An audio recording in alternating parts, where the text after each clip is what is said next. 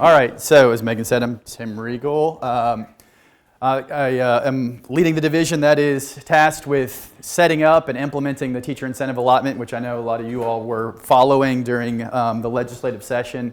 Kind of started out in the legislative session, it was on the radar, and then it fell off for about 3 months, and then all of a sudden it popped back on at the very end. So what we want to do today is go back over a little bit of what we believe to be the theory of action behind the teacher incentive allotment. What problems was it designed to try to alleviate? And then we'll spend the bulk of our time on the overview of the teacher incentive allotment. It's a complex program, and so it'll take. I wish there was a way I could chunk this into little pieces, and we could do a piece and then ask questions and then do another piece, but kind of understanding of a small part is dependent on understanding of the whole. So we're going to try to get through most of the overview before we ask clarifying questions on that. As Megan mentioned, there were some documents that came out that hopefully will help folks self-assess where they might be in their involvement with TIA, either now or in the future. And then again, we'll do broader questions again at the end. Raise your hand if you have watched the HB 3 and 30 webinar on TIA. Okay, that'll be helpful context. I'll hit some of the more salient points again today, but even after this, if you haven't yet watched that, please do so. It provides a lot of great information on it. So the theory of action. I think this isn't a surprise to most of us. We do know that we have recruitment challenges when it comes to the profession of teaching in the state of Texas. This is true across the nation. One of those data points that suggests that we have a recruitment challenge is the percentage of high school students who indicate on the ACT or SAT their interest in majoring in education. Right now that is 4%. And equally as depressing, when we poll parents on whether or not they want their children to become teachers, we have, in the history of this particular poll, we have just seen a sort of an inversion where the no's now outpace the yeses as far as parental desire for their children to become teachers. I think these are data points that we are familiar with in one way or another. When we ask college students that do not choose education as their career, why they don't, we see salary and compensation oftentimes as the reason for it. So the green bars largely indicate something in the salary and compensation realm as a deterrent for those students. Generally speaking, when you parse this out, it's not necessarily this concept of starting salary, it's the compressed salary schedule, this idea that over the course of time, if I'm really effective at what I do, my salary just doesn't increase that much or as much as it would in other industries. We also see, so that's more of a recruitment challenge. We also see sort of an equitable distribution challenge. And what this shows you is that a teacher, the blue bar are those teachers with intern or probationary certificates. And on average, if a teacher holds an intern or probationary certificate, they are teaching on a campus that is about 73% economically disadvantaged. The orange bar are teachers that have a standard certificate but are in their first 3 years of teaching. And as you can see, on average, those teachers teach on campuses that are about 67% economically disadvantaged. And the gray bar are teachers that are on a standard certificate with 4 or more years of experience. And as you can see, they're teaching on campuses that are on average 61% economically disadvantaged. So as you can see, not only do we have recruitment challenges, the retention challenges and that sort of revolving door tend to impact our students, our highest needs campuses the most.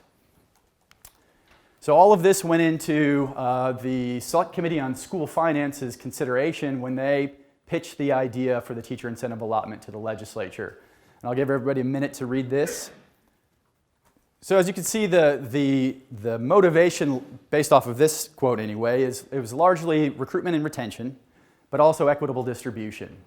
What you see absent from this quote is really this idea that increased compensation through teacher incentive allotment is suddenly going to lead teachers to try harder. That was never really a part of the conversation. I hope it's not part of the conversation now. I hope you're not hearing that as a part of the conversation. It is not this idea that teachers have amazing pedagogical best practices that they're keeping in their pocket until you pay them more. This is the idea that can we create incentives for teachers to stay in the profession longer, for students who are considering the profession to recognize upside potential if they're really, really good at what they do, and for teachers to be incentivized to teach in some of the higher needs places in the state. So I'm going to go into a broad overview of TIA. And these are the key points, really. And if you watch the HB 3 and 30, you've seen these once before. First key point is that idea that this is optional for districts. This is not a required program. Districts choose to participate, and it is on the district to develop a local designation system. Now, clearly, there will be an application process and data validity checks, but largely speaking, this is a district-driven decision and district-driven system in the creation of this. If a district does choose to participate and their system is approved, then they have the ability to designate teachers, and the range of additional compensation that comes to the district goes anywhere from $3,000 to $32,000 based off of the designation and where the teacher is employed. How do we get to the higher end of that distribution? If teachers are working on higher needs campuses or rural campuses, or both, then they push towards the higher end of that distribution span for their designation. There is a stipulation that of the funds extra funds that flow to a district, 90% have to be spent on teacher compensation on the campus where the designated teacher is employed. Not necessarily for that given teacher, but on teacher compensation on the campus that employs the designated teacher. And then the last one is Texas Tech University was written into law as a hopefully a couple things. One, a palatable buffer between districts and TEA. We know that when it comes to the nature of data, sensitive data, some folks don't like us to have data. Completely understand that. Texas Tech is largely the one who is spearheading the data validation process for this. Texas Tech and any partners they bring on board. And Texas Tech will also help orchestrate across the state exemplar best practices. So as this gets moving over the course of years and we recognize districts that have really honed in on processes with accuracy on teacher observations, with really great student growth models, Texas Tech will cultivate some of those materials and hang them up so other districts can grab those and use them on their own campuses and districts. There are 3 designation levels in TIA. There is the recognized designation, the exemplary designation, and the master designation. And as you can see, there is a range that each of those designations can draw. Again, as I just mentioned, the higher end range is based off of the teacher's assignment. And if it's a high needs campus or rural campus, then they move towards the left in that range. Another thing I want to mention, this was in the HB 3 and 30 video, if a teacher is nationally board certified, they automatically qualify for the recognized designation, whether or not their district participates in TIA. So a district does not have to participate in TIA for a teacher who has a national board certification to get the recognized designation. Here is, I'm not going to go through all of this. This was actually done step by step in the HB 3 and 30, but I did want to just bring this back up to indicate that rural and economically disadvantaged status do play a massive factor in this. As you can see, a master teacher on a non-rural, no eco-disc campus draws $12,000. On a rural high eco-disc campus will draw $32,000 or could draw up to $32,000. So if you were watching this in the legislature, there was an early version of this bill that imagined the state playing a much larger role, and that caused us a lot of anxiety at the state. And there was this idea that the state was going to build this model system that districts could use to implement TIA. Districts would still have the option, but the state would create sort of this default model. There was discomfort amongst the legislature of the state having such a heavy role in that. And so what the bill that finally passed really has this idea that this is a local optional designation system, i.e. it is up to a district to shape its own designation system for the purposes of TIA. And the state's role is simply to approve a district system, knowing that to a certain extent we have to protect this concept of reliability and validity across the state. This idea that these designations land on a teacher's certificate, which we're going to talk a little bit more about, and that designation moves with the teacher, means that for a teacher to be a master teacher in the Panhandle, part of our job at the state is to ensure that that's relatively comparable to a master teacher in Southeast Texas, Southwest Texas. So there does have to be this sense that if I have a master teacher designation and you're hiring me into your district, you have a reasonable expectation that I performed truly at a master level as you would imagine it in your district also, right? And so that's really the role the state's playing in this, is this concept of reliability and validity. Does the data look right? Does the distribution look right? Does their process seem accurate? And if all those things check out, then we largely bless a system to drop designations on teacher certificates. So just another way of clarifying this is we're not actually checking every single teacher that a district would put forth for designation. You're not going to put Susie up for a designation. I'm going to say, I want to see the whole sequence of assessments Susie gave over the course of the year to reverse engineer that student growth measure rating that you gave Susie. It is largely going to be this idea that we're going to look at the sum total of the output of a district system and say, when they do this, does it look like this district is accurately assigning teacher ratings and thus teacher designations? We're going to talk a lot more about that sort of concept of validity checks here later on in the conversation. So there's really kind of three steps that the state is going to take to sort of help create some concept of comparability across the state. The first one is to publish statewide performance standards. That's an effort to describe out to districts a master teacher is a teacher who rates like this and performs like this. We're hoping to be able to describe that back out in two ways, numerically and descriptively. So for example, it would look something like this. A master teacher is a teacher who on average, on a 5-point rating system, in their observation dimensions, rates a 4.63, right? So that if you are using t-tests or a 5-point rating system, you have a sense for, okay, great. Any teacher who's close to a 4.63 on average over the observable dimensions of whatever rubric we're using, that's someone who is performing, in the observation component at least, close to the master teacher level. Same concept would work with student growth. We would describe it out both numerically on a 5-point scale. They generally rate right about here, but also descriptively. A master teacher, on average, I'm making numbers up by the way, 77% of their students meet growth targets and 32% of them exceed growth targets. That's a benchmark for you to consider as you're wondering who your master teachers might be. So we're looking to provide that back out in both those ways, both the numeric and then again going back to the observational, not just the number, but also we would pull probably the high leverage descriptors from the t-test rubric and say these are the look-fors. So if you're not using t-test, you're using some other rubric, the look-fors for a master teacher is they do X, Y, Z in class. So if you see a teacher consistently performing those maneuvers, that's a flag that this might be a teacher who is performing at the master level. So that's one thing we would put out there to support districts in understanding, okay, great, how do I know who my master, my exemplary, my recognized teachers are? Because again, this is not necessarily a forced distribution. It is not necessarily the case that just the top 5% of your teachers are master teachers. It could be the case that if you were a high-performing district who's generating a lot of student growth, you could have more than 5% of your teacher population performing at the master's level.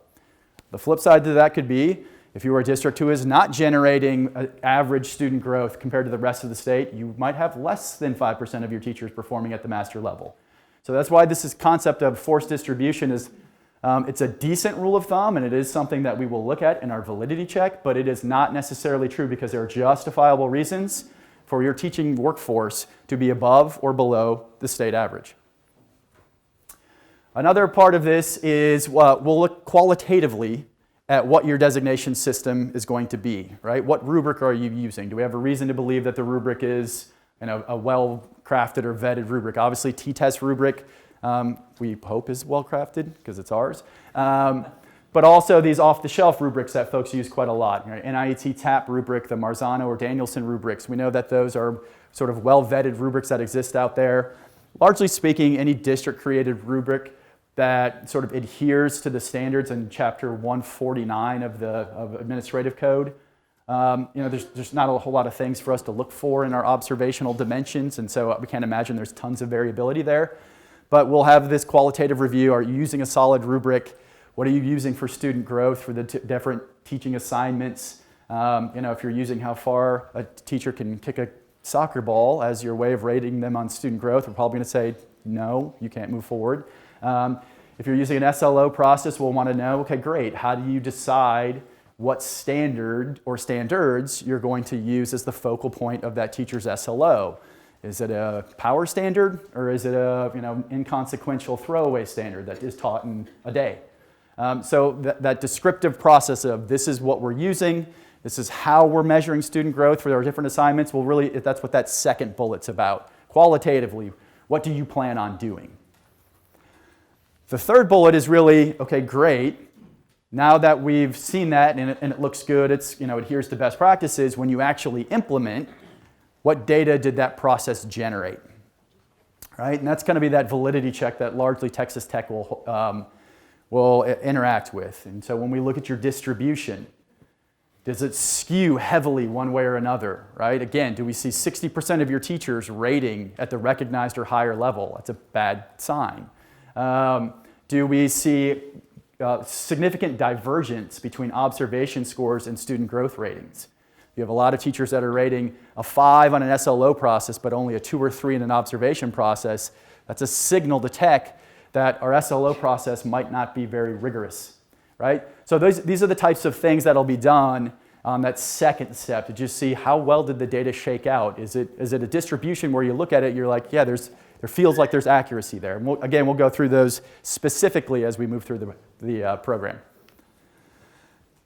The nice thing is, when I go back to these performance standards, this first bullet, there is this concept that performance standards can, once we feel like they're right, and it might take us a year or two to sort of tweak them because our access to information is improving over the first couple of years, but once we get them right, we can largely freeze them.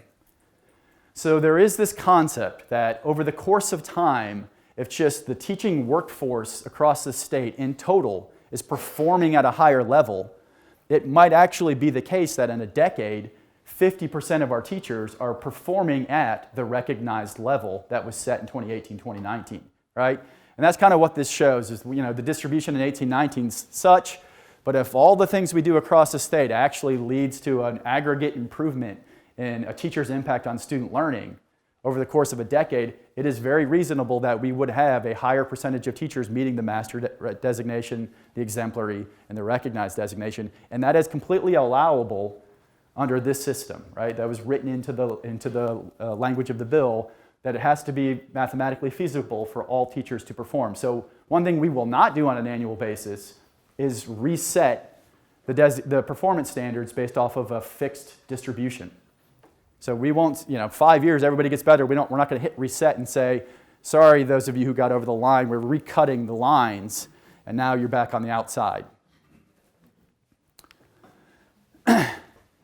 So what was written into the bill as far as required components of the system?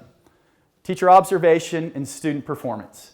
Those are required components of the designation system. The bill basically refers back to 21.352, right? It basically refers back to appraisal. And it says those are the required components of appraisal are also the required components of the designation system.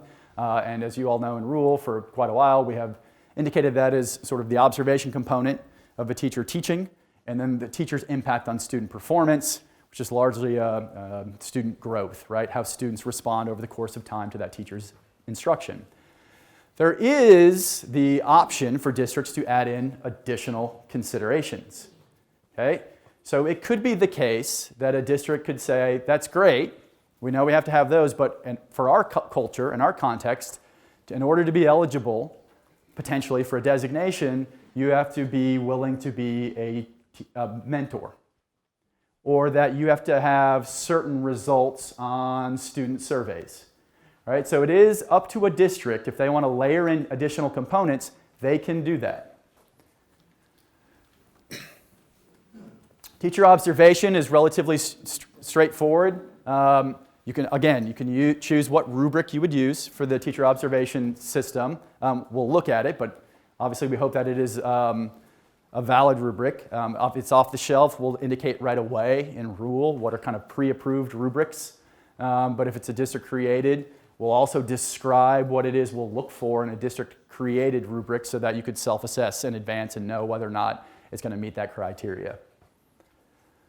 Student performance, again, same concept, things that you guys have been dealing with for a few years now. This idea of we're trying to determine a teacher's impact on student performance, which is largely this concept of how are students growing under the instruction of that teacher. We know that we have generally 4 measures that most people will grab from to measure that: pre and post tests, value-added measures, portfolios, and SLOs. But that is a required component, so it's largely those 2 pieces are kind of the anchor of a teacher designation system, the teacher observation component and the student performance component. Additional factors, there's a whole host, right? These will be factors that through the stakeholder process, the stakeholder engagement process, these are conversations you would likely have with your staff, with your teachers, your fellow educators within your district to determine are there other considerations you all would like to make as a district on who would be eligible potentially for a designation. Knowing full well that the more onerous you make it to earn a designation within your district, the more likely a highly effective teacher, if they're allowed, or if they're able to, geographically, logistically, whatever else is happening in life, the more likely they might be to walk next door to a district that it has it a little less onerous as far as all these additional components and requirements to earn a designation. There is going to be this concept of competition to a certain extent, right? That is part and parcel with this bill. So as I mentioned, there is a 2-step approval process for districts. There is the system review, which is qualitative, and then there's the data review, which is quantitative. Qualitative part is going to be mostly artifacts, narrative, things like that, describing this is how we measure student performance, this is how we measure how we do what we use for teacher observation. There's going to be some other descriptive things in there. How do you calibrate your raters? How have you worked with stakeholders to build your system? Again, we'll go into this a little bit more. The last thing we want is for this approach to be a surprise to teachers, right? It would not work very well if teachers did not have significant voice in this process. So we'll ask a little bit about how have you engaged teachers, how have you sought their input in building your system. I can tell you that we've had multiple stakeholder engagements with districts who are already doing similar things, who have been doing it for years. And I think 3 of the districts that have been doing this the longest, all 3 of them, we asked them what is the one piece of advice you give to districts who are building this right now or deciding right now that they want to participate in the future. All 3 of them said the length of stakeholder engagement is absolutely essential. This cannot be something that's rushed because this is a significant deviation from the norm for teachers.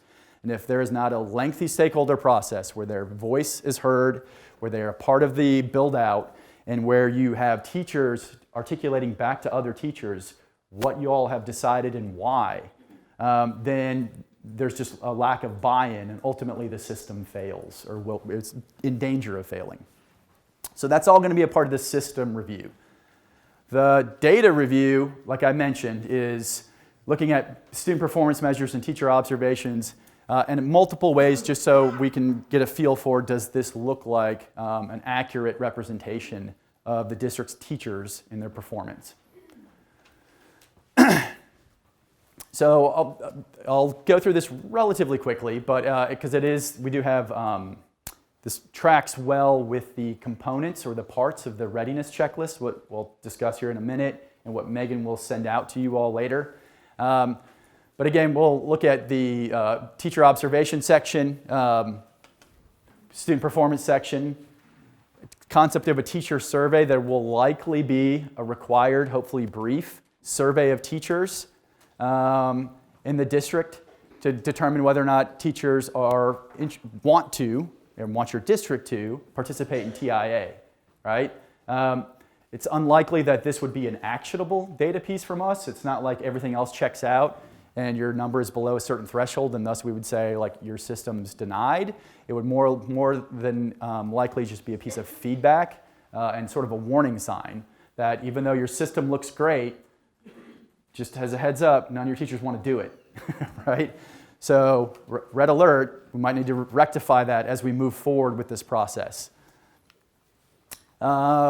Again, we'll want some narrative description about how you engage stakeholders and how you're making sure that this is clear to teachers and actually clear to campus leaders too, right? A lot of the onus of implementation is going to fall on your campus leaders. This concept of, okay, great, we've been doing observations for a long time. We've been doing student growth measures for some time, and in some districts for a long time. But now the accuracy with which we do this is extremely important for our system to be approved is a little bit different of a conversation, right? And there are reasonable decisions that I make as an appraiser that are not necessarily about accuracy when I'm giving ratings back to a teacher, right? There are teachers that I want to motivate. So if they're on the edge, I might want to inflate them to keep them motivated because they've been showing great efforts for growth. And I'm like, you know what? I'm going to reward them to keep them going. And there are others that I might want to deflate, I guess, who might not have too accurate of an understanding of where they are. And I want to just make sure that they recognize that it's not quite as good as you think, right? All of those are reasonable decisions I make as someone who views appraisal solely from a coaching lens. But there is this additional concept of not just coaching, but also accuracy that is part and parcel with being a part of the teacher incentive allotment. And so that is a conversation that districts will need to have with their principal supervisors on, you know, are we calibrated?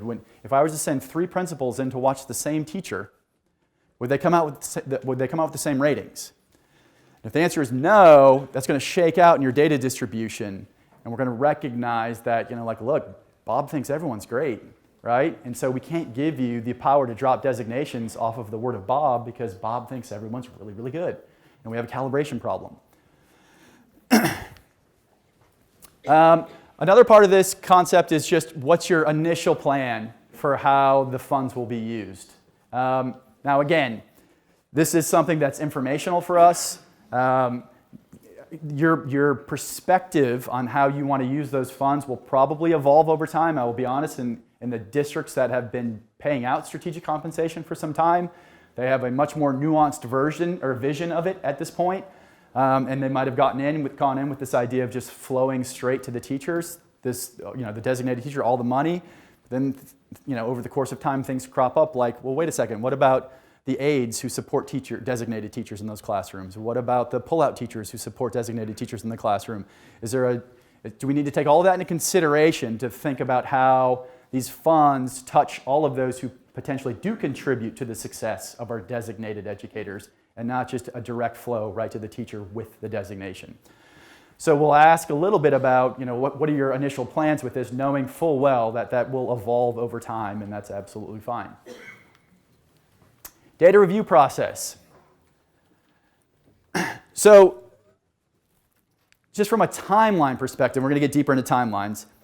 Those who are have not yet been doing strategic compensation systems based off of teacher performance, your timeline is going to look a little bit like, hey, we're going to send in our system components. We're going to send in this stuff for qualitative review. In the year before, we actually press play on our system, right? Anywhere from mid-fall through mid-spring, you're going to send in and you say, like, this is the rubric we went through stakeholder process. We've built out what we think is a strong plan. Here it is. We'll review it. There's parts that are sort of binary. If you don't have this, you're not in compliance with law, and we would reject you off of that. But a lot of it will be like, this all looks great based on best practices. Here's a little bit of low-level feedback for you to consider. You'll largely do that, though, the year before you press play on the system, right?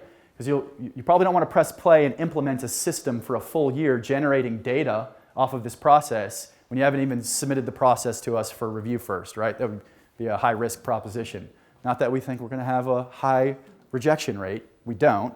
but it's very likely that you'll submit for qualitative review. Once that gets approved, then you're like, great, now we're going to press play next year. You'll press play that next year and generate the data off of the implementation of your system, and then you'll submit that data to Texas Tech for them to do the exact same things I'm about to describe right here. So I just wanted to give a timeline feel for you that you probably are looking at about an 18-month gap between submitting your system in for this qualitative review and sending your data in for the data review, right? It'll be a March of 1 year, and then a full school year will come around, and depending on what you use for your student growth measures, it'll at least be the summer of the following year. And if you use value add and you have to wait for that data to come back, that could be deeper into the fall of 2 school years, right? So what will we look at? So Tech is going to look at alignment between teacher observation ratings and student performance ratings. Okay? So again, this idea that if we see a bunch of people in your distribution with 4s and 5s in one of these and 1s and 2s in another, that's going to suggest one of those two things isn't being done very well. We know that the correlation should not be 100%, right? If they were, we wouldn't need 2 measures. They do measure slightly different things, but they shouldn't be so misaligned that how a teacher performs in the classroom has no resemblance to how students learn in response to their instruction. Another one is because we have really no way of understanding. So if you're going SLOs full district, outside of us asking you to send us all your student data and your assessments, which is clearly we don't have the capacity nor the desire to ask for that and review that, another decent proxy for us is, great, for your tested teacher, you're using SLOs, fine, but when we run VAM, and we'll run it multiple ways on your tested teachers, does that bear any resemblance to the rating you gave them on SLOs? So if you have a bunch of teachers that are rating 1 and 2 on SLOs, and when we look at VAM for those same teachers, their ratings 3, 4, and 5, we're going to suggest like, hey, your SLO process seems off, right? Because when we're using something that's comparable across the state, we're seeing a much different result for this teacher and their impact on student growth. So that's another thing that we'll do. Another thing we'll do is we'll look at sort of what's the data alignment or what kind of data skew do we see if we cut the data by appraiser, by campus, and by teaching assignment. So for example, I already used Bob. If Bob is completely outside the norm and all of Bob's teachers are rating off the charts, that's going to stand out to us, right? And we're going to wonder, why is Bob so far off? Now, it could be the case that, Bob is the appraiser for your math department, and when we look at the data, your math department kills it in student growth. There could be a justifiable explanation for it, and that's great. Texas Tech will follow up and ask for an explanation for any sort of data skew we see. But that would be an initial flag for us to say, like, hey, look, there's an appraiser that seems totally misaligned with all the other appraisers. Another one would be assignment. All your music teachers, for some reason, on these 2 campuses, you think all of them are recognized.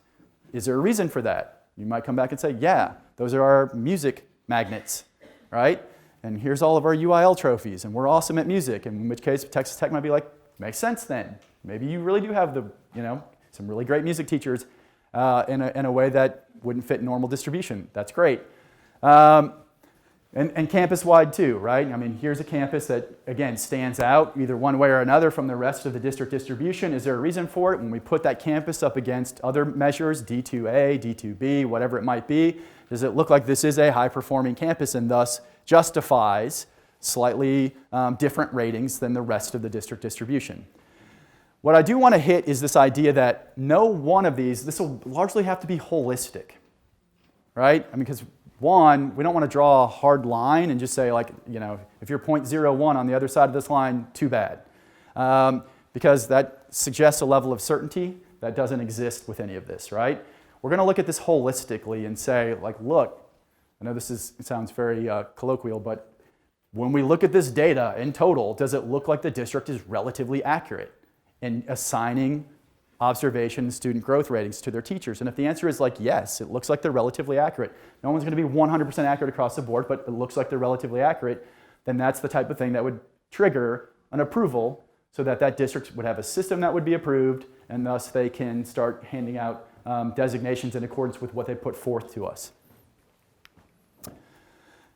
One other thing that we will look at, though, is this concept of these aren't forced distributions. By no means do we want to suggest that 5% of your teachers categorically should be master, 20% of your teachers categorically should be exemplary, and 33 categorically should be recognized, or the delta between those anyway.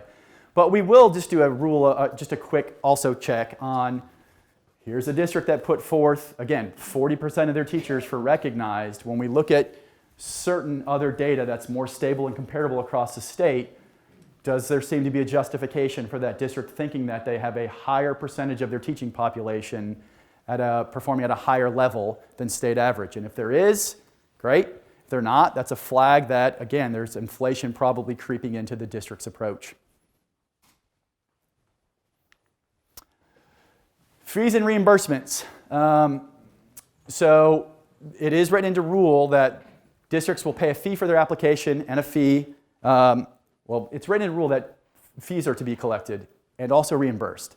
It is an oddity that to apply to the system review, you would submit an application fee. We're still working on a sliding scale for what that fee will be based off of district size. So clearly we would not make a district of 300 students pay the same fee as a district of 200,000 students. And that fee, once you are approved, is reimbursable back to you, right? This is just a little bit of a check to prevent districts from just throwing spaghetti at the wall to see what sticks, right? Like, I don't think this is right, but let's just throw it out there and see what happens, right? That's massive. That has a cost to us because we do have a contract with Texas Tech. And so there does need to be this concept of a little bit of skin in the game for the district as they submit an application and then they submit certain teachers in their data distribution. Hey, we think these are the master teachers, these are exemplary, these are recognized. There would be a per teacher fee. Again, once it's approved, it all comes back to you.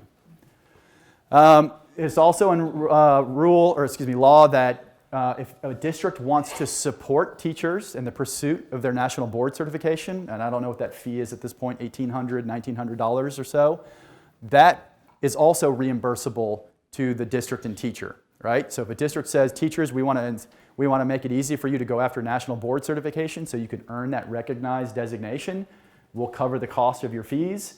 And then once that teacher earns that designation, the state will reimburse you for the cost of those fees to earn the national board designation.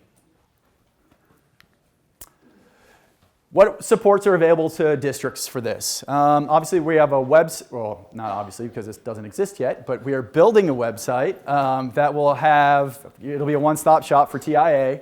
So not only will it have all the resources you would need, guidance, rule, that sort of thing, information on application process, it will, over the course of time, include exemplars, right? A lot of this is going to be, the difficulty of this is in the implementation, right? We're just having a hard time. I don't know how to get my observers to recognize master teacher moves when they see them. And over the course of time, if we start identifying master teachers across the state, one of the things that tech will do, obviously if the teachers agree, is go video these teachers and go hang them up in a variety of contexts so that we can put up there and say, like, this is what a master teacher looks like in PE. This is what a master teacher looks like in this context, in this context, in this context, as a support for districts as they're working towards calibration. Technical assistance. We were given at TEA over the course of 2 years the opportunity to hire 8 people that will do, right now, mostly process-based technical assistance. Right now, everybody's at TEA's time is spent just trying to figure out how to do this because this is big and complex. But as soon as the rules are written and the application's up and everybody's ready to go, we've got the system stood up, we will pivot over to technical assistance, right? Which is, what are some best practices in stakeholder engagement? Who are some people in my area that can really help me with this? Who are some districts who have done this well that I can pick up the phone and call? So there'll be a massive technical assistance apparatus at some point. Clearly your ESCs can be a support for that over the course of time also. And then 90% of the allotment for any given teacher has to be spent on teacher compensation on the campus where the teacher works, but that does leave 10% for districts to use for costs associated with implementing TIA. So that can be for external partners, internal trainings, anything that would help either the campus and district leaders with their process of running TIA, but also with professional development that can help teachers push towards those practices that would earn them a master, exemplary, or recognized designation. So I'm going to pause there. That was a lot of information in a very short period of time. I'm happy to go back to any slide that anyone flagged for questions. But let me pause there and just see if there are any clarifying questions at this point before we get into some of the supports and some of the broad considerations for districts. Yeah, so the question was, for those at home, it was going back to check for understanding on this concept of when you submit your system for qualitative review, and then how much time it takes for your system to be submitted for data review, and then ultimately when can you give out those designations. For districts who are coming to this from scratch, so cohorts C or D or beyond, that is going to be about an 18-month lag time between those 2 points in time, right? So generally speaking, and we'll get to a timeline here in just a second, generally speaking it would be anywhere from late fall to early spring I submit my system, I get the feedback, my system's right, I'm ready to move forward, we implement during the next school year, we close out our data, and now we have our data distribution ready to send to Texas Tech to show them how everything shook out. We send that to them in the fall, and then they take some time to review, and you would be notified as a district if your system was ultimately approved holistically in early spring of the next year. So that is about a 2-year time period between sending in your system for qualitative review and learning whether or not you were granted a sort of a system so that you can hand out designations. Yeah, good question. So the question was, if you're looking to just participate in TIA through national board certification, do we have to file anything? And the answer is no, you do not. It is a teacher that has a national board certification does not have to be working in a district that has an approved TIA designation system in order to receive a recognized designation and for that district to receive the additional funds for that teacher. So, yes. So the question was about national board fee reimbursement. So they have a cohort of teachers that are going through the national board certification process right now. There will need to be some sort of filing to TEA so that we know, that you paid these expenses and then we can get the money back to you. But one sort of extension of that question I just want to flag is, if there are districts across the state that are employing national board teachers with national board certification, those teachers are getting a recognized designation at some point. So extra money's coming to you, right? By law, extra money is coming to you for those teachers. So you do need to be aware of that. Even if you have zero desire to participate in this, if you have a nationally board certified teacher, at minimum, $3,000 is going to start showing up in your bank account. That's not really how it works, but it'll start showing up in your bank account at some point, and you'll need to figure out, great, what's our rule for meeting that 90% threshold on teacher compensation for that $3,000 or more, depending on where that teacher teaches, and how are we going to work this as far as strategic compensation goes? Good question. I'll go here and then there. Great question. So the question was, is the process more cyclical in that you submit, you get some feedback, you resubmit, or is it you submit and it's just categorically yes or no, and we'll see you again next year, hopefully, right? It's cyclical, which is why we're opening clearly it's cyclical for this qualitative portion, right? There's nothing that can be cyclical on the data portion, but for the qualitative portion, it is cyclical in that we would encourage you to apply when those windows open as early as possible if you're uncertain about certain things, because we do want there to be an opportunity for feedback loops, right? Now, again, we're going through a draft rulemaking process right now where we're identifying, look, some of the feedback we give you is just good-natured feedback. It's not necessarily going to be this binary, like, take our feedback or you reject it. It's going to be much more of the, hey, look, best practice is this. We don't see it, so you're free to move forward, but just know that could cause a problem down the road. It'll probably be more of that nature outside of the required components, which are the observation and the student growth piece. Yes, great question. Teachers do have to be certified. What about our CTE teachers? Teachers have to have a standard certificate. It's in law. The question is, do teachers have to be certified to earn a designation? And the answer is yes. In law, they have to be certified teachers. And so The question was, so for non-tested teachers that are not VAMable, what data would qualify for them? And that's really up to the district, right? The challenge is the implementation of non-state test-based student growth measures and how risky those measures are, right? And let me just be clear too, also for your tested teachers, you do not have to use any sort of student growth measure that relies on the state test. So for your tested teachers, if you want to go portfolios, you can go portfolios for your tested teachers. There's no requirement that a teacher of a tested grade and subject, the basis of their student growth measure be VAM. I will also say though that the biggest, in my personal opinion, the biggest challenge with all of this is going to be generating valid and reliable student growth ratings off of portfolios and SLOs, just because the opportunities for those things to get inaccurate are numerous along the way. And I think we all know, this was true when I was training teachers, the most difficult thing is high quality assessment literacy, right? And the ability to sort of pin and determine student growth or student learning over the course of time on assessments that we ourselves are creating. That can be very, very tricky. All right, so the question was, I'm going to paraphrase, but the question was, we have teachers that we feel like we have some good underlying assessments to determine a student growth rating, and we feel like we're probably pretty accurate with that. We're not certain about other teachers. If we want to participate, do we have to participate whole district, or can we come in with a subset of our teachers? The answer is you can come in with a subset of your teachers. Okay?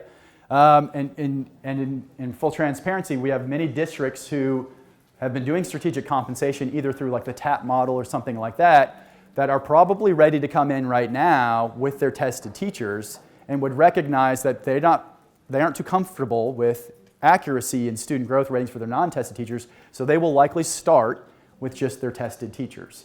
Now, that's obviously there's culture issues there, right? That's going to be a hard thing to talk through with your teachers and get them on board with, and so there are a lot of landmines to navigate with that. So you had alluded that there's several districts that have done this for years. Is there a possibility of getting what assessment data they use for their non-testing teachers and put it up on the website? Yeah, yes, there's definitely that. I can tell you that I can tell you the districts who we interact with the most that have been doing this for a while have all been doing it in a slightly different way. Most of them, in fact, all three of the ones that I could sort of put out there that you would know of have relied heavily on tested teachers. So Longview ISD, Lubbock ISD, Dallas ISD. Dallas ISD obviously has, someone from Dallas is here, I saw them, thank you, there you are. Dallas obviously has different teaching assignment categories that sort of slice and dice a teacher's impact on student performance in multiple ways, and so they take all that into consideration. I think they have a lot of assessments that they have access to help underpin those student growth ratings for teachers, but that is something that we will stand up, especially as districts make it through, right? Right now, we know districts who have been doing this. It's hard for us to point to either a third-party vendor or a district and say, that's a go-to, grab it, because we haven't run anyone through this, right? So as we do, we'll hang that stuff up for sure. I said back here. I wanted to go back to the question on certification. Yes. So as we expand, for instance, in Dallas ISD, this notion of career institutes and more into the CTE fields, we will have additional teachers, and we're a district of innovation, so industry experts who are providing outstanding quality education to students that we can measure but are not certified. I heard you say then they would not be eligible. Is that correct? That is correct. That is in law. It must be a certified teacher in order to have a designation. Yes. Great question. So the question was, I'm sorry, I stopped repeating questions for a while there. The question was, once you have a designation, what might cause a designation to drop off? I'm glad you asked that. Designations by law are valid for up to 5 years. Okay? The way we're approaching rule right now is that once you earn a designation, you will have the opportunity within that 5-year span to earn a higher designation should you perform at a higher level. But from the state's perspective, we cannot invalidate a designation because you perform at a lower level within that 5-year designation window. Now, as a district, you have a lot of flexibility in how you do this, right? And then we've heard districts talk about, like, look, just because you're a master teacher with or you have a master teacher designation does not mean categorically we're going to give you the same amount every single year. We could say, Master teacher, you're guaranteed 10, and then if you perform at this level in any given year, we'll give you a 3 extra, and if you perform at this level, we'll give you even two more extra on top of that, as a way to combat this idea of a high performance in a single year is predictive of the next performance over the next 4 years. So that's a district decision. The state cannot remove your designation because of performance within that 5-year window. Now we can because of behavior. So clearly if SBEC pulls your certificate or says you can't go in a classroom, your designation will go away. Good question. I had some over here. Yes, sir? How much funding did the legislature appropriate for this? So the question was, how much funding did the legislature appropriate for this? There was an estimate provided to the legislature, but the way they wrote the bill, there is no limit. I'm aware of that. There is no limit. So we gave them a fiscal estimate of how much we thought it would cost in year 1, year 2, that sort of thing. We projected it out over 10 years. So let's pretend like we have this uptick in districts participating. That number was up in the $1.2 billion range. The way this was written is this is FSP formula funding, right? There is no cap. Now, there are legislative sessions between now and 10 years, but there's, the way it's written is there's no cap. Yes? When do we actually receive the funding? Great question. So the question was, when do we receive the funding? So in your initial application year, it's after your data validation check and all that has borne out. Then the way we're thinking about doing it right now, and this, again, public comment, there'll be public comments to our rulemaking, is that it will, in the district's first year, it will be a district option to retroactively apply those designations to the beginning of that school year, or hold them off and start them the next school year, right? So do you want your year 1 for your system to go back to September of that year, because you're not going to find out until March? Or do you want to say, great, we know, now we can actually be more strategic with how we do this compensation because it's March, and for us to meet that 90% threshold, we're going to have to make certain decisions that we might not want to make in the future. The district could say, you know what, we know we're going to start them the next school year. Okay? What if they've left this school district? If they leave, so you find out in March and they either have left since you submitted your data in the summer, or they leave between March and the end of the school year, that teacher takes their designation with them, and you don't get the funding. Whoever employs that teacher gets the funding for that teacher. Yes? What if they retire? If they retire, then no funding. Right? Same thing for promotion. Yeah. If I move from They a promote teacher out of the to- classroom? Yep, if they promote out of the classroom, no funding. The teacher has to be a classroom teacher to continue to receive funding.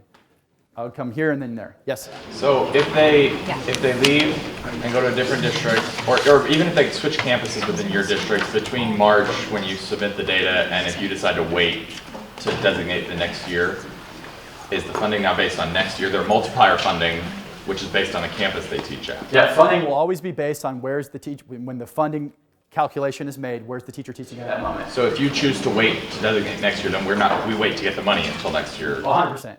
You will, so the question was, sorry about that. The question was about teacher movement within the district, right? Based off of when we find out we've been approved versus we want the designations to start. And the short answer is the funding calculation will always be based off of PEIMS data, right? So we will take a merger of ECOS data, right? What are our certified teachers? Who are the ones that are designated? And then figure out where are they teaching? And we will know the allotment amounts for each of those campuses based off of those factors we showed before. So for every campus in the state, we will know that a master teacher for 2021, 2022 on this campus generates X amount of dollars. And then we will calculate that in the spring after that last spring PEIMS pull. And then the districts will get kicked out that money based off of that calculation. There for a reason? No, it's not. So the question was, we did a sort of a such as list of the additional components districts could consider. If it wasn't up there, it doesn't mean it's not something a district can justifiably consider. So, positive execution of a PD plan could be a district consideration, right? Or some sort of micro-credential or whatever it might be. Yes? Yeah, this is a great question. So the question was basically which teachers are eligible, right? Right now, our base answer is, so there's going to be a definition of what there's already a definition and rule of what it takes to be considered a classroom teacher, and I think it is on average teaching 4 hours a day, right? That's already a part of, I think, SBEC rule, if not also commissioner rule. When it comes to eligible teaching assignments, our instinct right now is to be silent, as in any assignment is eligible. The difficulty for a district, though, is being able to generate an accurate student growth rating for a teacher that does not have significant responsibility for student learning. And so that's going to be difficult. If a district can pull it off, we're open to it. We're not suggesting that categorically we're excluding certain teachers. It's just going to be a difficulty. Thank you. The question was, is this going to be TRS creditable compensation? That is the desire, and we would like to write a rule in to make it that way. It would sort of kill some of the upside potential if this came in the form of bonuses that were not creditable, and thus you have a teacher who's really just making 55 with a whole lot of bonuses, but it doesn't actually impact their retirement or anything like that. But another good follow-up question to that is the 90-10 split, this concept of what fits within the 90. The proposed rule is going to be benefits and TRS contributions are a part of that 90%. Not that, obviously, if it was just the 10%, you would lose money on the 10% because that would eat up all of your 10% if it had to come out of there. Yes? Is that recapture? I'm sorry? Recapture? Is this funding subject to recapture? This funding just goes into your pool, right? I mean, so you have you have to attest to 90% of this being spent a certain way. Outside of that, we're not really tracking it. It could. So the question was special ed teachers, pull-out teachers, folks that might be sort of supplemental teachers, right? Teachers who are providing ancillary services or something like that. Or teachers for just who, like, straight up student growth is hard to measure. The answer is there right now, and what will be proposed rule, there is no teacher's assignment that we are categorically dismissing. The burden will be on the district to affirmatively describe how it is they're going to accurately measure that teacher's impact on student performance. And if a district can do that, then we would be completely open to that concept. So we are not going to categorically say, like, no, if this is the assignment, homebound teachers, DAEP teachers, right? Again, eligible if the district can accurately capture that teacher's impact on student learning. Yeah, great question. So the question was, is this treated like a stipend, or do we have to basically rework this salary schedule? And then the second question is, will it come to us in a lump sum? So I'll answer the second one first. So our instinct is that we are going to flow money to a district at one point in the spring, right? Well, after that spring PEMS data pull, so we have accurate allotment numbers, we'll flow that money. The district, you have a lot of flexibility in how you shape your compensation approach, right? You can do a one-time stipend. You can carve it up over 12 months as 12 stipends. You can completely rework your salary schedule. It's completely up to the district how they want to do that. Now, obviously there are a lot of complicating factors there, especially districts that might just have one or two designated teachers on a particular campus, right? And so what you decide to do with that money in a given year is based off of one or two teachers, and then those two teachers walk out the door unexpectedly early July, and you bake this into your salary schedule. Now you have to go back and rework that salary schedule, or you have to find a different source of revenue to, basically honor that salary schedule. So there's this concept of, especially with districts with less teachers designated, the predictability of it is going to be a limiting factor. Big districts, predictability might not be such a big factor, right? Because you can probably game out a model where, yeah, some are going to go out the door, some are going to come in. But that 90% has to be spent on the campus that the teacher was employed. And so again, you bake out this concept of, great, we're going to carve it out this way amongst the teachers on that campus, and the teacher who's generating that designation walks out the door at the end of the school year. All of those teachers that were getting additional funds could be impacted, or you might have to just find different revenue streams to honor that concept. Yes? A couple things. All right, go back to the funding. We talked about the teacher leave. So March of 2021, we submit our data as effective date. And they go, you're good. And we can designate those teachers for that school year. Yes. Next school year, right? For the school year you are currently in, you can retroactively apply it back to starting in like August of that year. So if the teacher leaves during the summer, why would we not get that money in fall? The teacher's not employed in your district. But they were for that year. They work for the data generation year, but not in the year in which you're actually, the money will always be after the data you capture year. I'm going to show you that here in 2 seconds. Let me actually just go to this slide, because it is a timely conversation right now. And then my next question real quick. Yes? How's the district going to know how much money there is? Is there going to be that second line on the summary of finance? Or? It will always, so every year in the spring, Texas Tech will update expected allotment amounts based off of a campus, based off a campus's data. So in fact, this is going to be something that districts can search, but also teachers can search, right? And it's the idea that I can go into a particular ISD, I'm going to Quinlan, and I can hover over the high school and say, if I'm a master teacher working on this campus, how much does this district generate for my designation? I don't know what they're going to give me. I'd have to actually call up Quinlan and say, what's the deal, Quinlan? But I know what they get off of my designation. That is going to be updated on an annual basis. And it's largely that number combined with PEIMS data saying where are our teachers employed at that time that will determine your allotment amount. You'll know that yourself clearly, so you can obviously generate that information at the beginning of a school year because you'll know who are our designated teachers, where are they working, and I know exactly what our allotment amount is per campus. So this is the timeline, and I think an important thing to recognize is that obviously the funding flows after full approval has been granted, right? So let's leave cohort A and cohort B aside because those are districts who are actually already in the middle of implementing a strategic compensation system. If you're not one of them, then you're already in cohort C at best. So cohort C will largely apply to TEA this year right here on the qualitative part. Here's our system. How's it look? Binary. Does it meet all the law or all the requirements of law? Great. Now we're going to press play on our system in 2021. Once we're done with our data, we have all of our data captured, calculated. We know what our observation ratings for all of our eligible teachers are. We know what our student growth ratings for all of our eligible teachers are. We're ready to send that off to Tech. That comes to Tech again, as soon as you have it ready. So it could be as early as the summer after the school year ends. Again, if you're waiting to close out data off of some sort of contract with a value add vendor, it could be later in the fall. But once that data distribution is ready, it goes to Tech. Tech reviews it for final approval. And now the funding is eligible to flow based off of the decision you make for that first year, which is great. We want all of those designations to start retroactive to August of this year. Or, wow, we didn't think we were going to make it in. We'd like a little more time to think through the sort of strategic compensation decisions we want to make, and so that's great. We don't want them to start until the beginning of the next school year. Okay?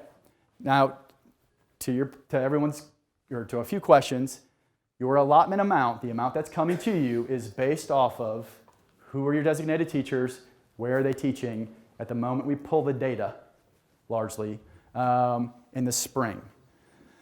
There are a lot of nuances that we're still working through on, well, how do we capture this concept of, they're not many, but it happens, districts that share a teacher, right? We have districts that share teachers. How do we determine how much each district gets?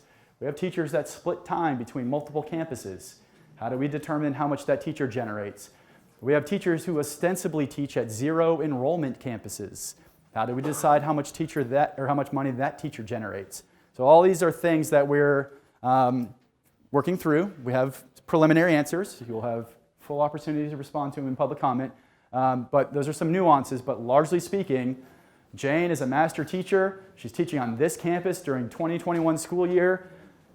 We're going to get X amount for her because she is a master teacher working on this campus during the 2021 school year, and our designation system is valid for this school year. Yes, sir? Per the census block changes during the transition of the teacher, does it So which, I guess, allotment, where she was designated or where she currently teaches? The allotment is always based off of where the teacher currently teaches. Always off of where the current teacher currently teaches. So, maybe, and this might have been the nature of the question a second ago, you could have a teacher who actually, their performance with you earns them a designation, and you never get the fruits of that performance. Because in the time that they performed at a level, you put them forth for data review, they're part of your distribution for data review. By the time you decided, like, okay, great, we got approved and we want to start this the next year, the teacher could have left. The district who hired that teacher is going to get that money because the designation is on the teacher's cert and it moves with the teacher. Okay? So in these first couple of years, it's going to be interesting to see that there are going to be districts who are hiring teachers who suddenly show up as designated teachers, and you didn't know it when you hired them. They didn't know it when they were interviewing, right? And then as we get through this a little bit more, then there's going to be some affirmative moves that people make to recruit designated teachers over the course of time. So getting back into the timelines. We have talked through this quite a lot, but based off of stakeholder engagement with districts who have built systems that do generate strategic compensation based off of teacher performance, we see this as the most likely timeline that districts new to this will follow. Stakeholder engagement and planning could take a year to 2 years, depending on the culture of the district, the receptivity of the teachers, and how close the district feels they are to having accurate observation and student growth data. The data capture year is basically the year the district says, okay, we're ready to press play on our system and implement. Data analysis happens summer to fall, but depending on how fast the data comes back to you, depending on if it's all generated in-house or with a third-party provider. During the next academic year is when tech is reviewing your data off of those data checks that we discussed earlier. And then state funding is at least eligible to flow in the next academic school year if you want your designation system to be retroactive as its start date to that school year. What cohort might you be in if you are considering this? Cohort A are those districts who have already been implementing a strategic compensation system based off of teacher performance in accordance with what was passed in law. So if you are a district who is paying in 1920 teachers in a differentiated way based off of their performance in 1819, then you would be eligible to apply with Cohort A. Cohort B would be a district who is right now, this year, is their data capture year. Here's the kicker to be in Cohort B. Your intention has to be that you are paying strategic compensation to teachers in 2020, 2021, based off of the results of 1920, whether or not you are approved for TIA. Because basically, you decided to do this before the law was passed, right? And so Cohort A and Cohort B are really just about people who were already doing this, and then the law passed. That's you, right? If you were already doing this and paying out off of it before the law passed, that's you. Cohort C, D, and beyond are those who are responding to the bill passing and basically saying, oh, this bill passed, we'd like to participate. We think we've done enough stakeholder engagement and that our system is good enough that we want next school year to be our data capture year. And then there are others who are like, ooh, we actually want to spend from now through next school year with stakeholder engagement, communications, talking to everyone, getting this plan right. We're going to be Cohort D, and those who are just wanting to let the early adopters go and watch how this happens might be Cohort E, F, G, all on, and so on. Yes? Does it matter how you paid or what funds you use to pay? It does not. The question was, does it matter what funds you use to pay as far as the concept of Cohort A? It does not. The requirement is that you are paying differentiated compensation based off of teacher performance, right? So if you were holistically, like the only differentiation in compensation was for extra duty, that's not it. It has to be something based off of observation and student growth results, right? Questions about cohorts and what cohort you might be in based off of your context. Okay. I talked about this. Again, the salient point here is that funding flows after your system is approved. One question that was not asked, but it is parallel to this concept of how long does a teacher's designation last. Our proposed rule right now is that a district's designation system is valid for 5 years before we would have to do a sort of a renewal application. The one caveat to that is if we are a district who just came in with our tested teachers in our first application, and now it's 2 years later and we want to bring in our non-tested teachers, we would need you'd have to go back through the application process because we need to see, okay, great, what are you using for those growth measures? How are you doing that? So you would have to supplement your information to us when you brought on new teaching assignments largely, right? Within reason. I think we're going to probably try to create a rule where if it's a teaching assignment that covers less than X percentage of your teaching population, go forth, but if it's above X percent, we need a supplemental application. Yes? Yep. For a national board certified teacher, they have to renew every 10 years. At the 10-year mark, if they don't renew, because they automatically go into a recognized level because they have the national board. They don't renew, what happens? Do they need to go to the new system if they choose not to renew? Yeah, so the question was national board certs, actually in the past have lasted for 10 years, they're phasing those out into 5-year expiration dates. So having a national board certificate gives me a recognized designation with an expiration that aligns with my national board expiration. So when my national, unless I went and generated it in a system just off of my performance, totally separate from national board. But if my designation is 100% based off of national board, my recognized designation expires when my national board certificate expires. If I renew my national board, I renew my designation. If I don't, then I need to be in a district that I can perform in a way that I can earn a different designation or get my designation renewed. Good question.